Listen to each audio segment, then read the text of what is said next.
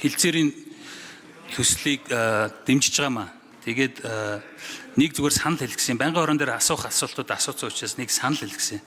Тэгэхээр энэ хилцээр нэмэлт өөрчлөлт оруулах асуудал дээр нэг өмнө хилцээр дээр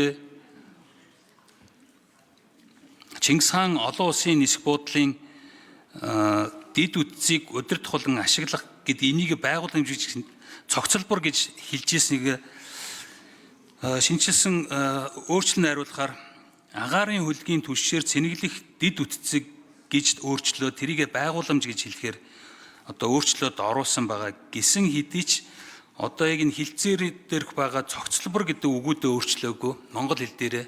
Тэгээ орос хэл дээр бол комплекс гэдээ яг болоод ойлгоод явчихаа. Тэгээд монгол хэл дээр байгууламж цогцлбор гэдэг хоёр одоо өөр нэр томьёо ашиглаад явж байгаа. Тэгэд энийг бол ер нь бас яг ийм алдаа цаашдаа гаргамааргүй байна.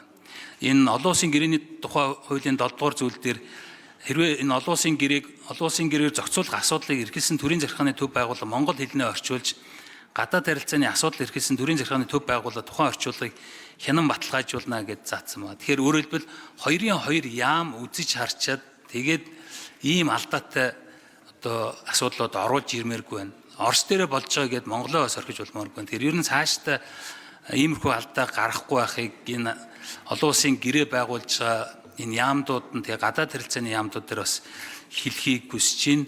Тэг өмнө энэ бол анх удаа биш. Өмнө одоо хэд хэдэн хилцээрүүд дээр нөгөө талынхаа саналыг илүү орчуулах байдалтай Монгол агуулга одоо адил хүчин төгөлдөр Монгол гэрээн дээрх үг агуулгууд нь ийм орчуулгын шинжтэй хагас дутуу орчуулсан байдалтай иймэрхүү дүр зургууд харагдаад байгааг цаашдаа анхаараарай гэж хэлсэн баярлалаа.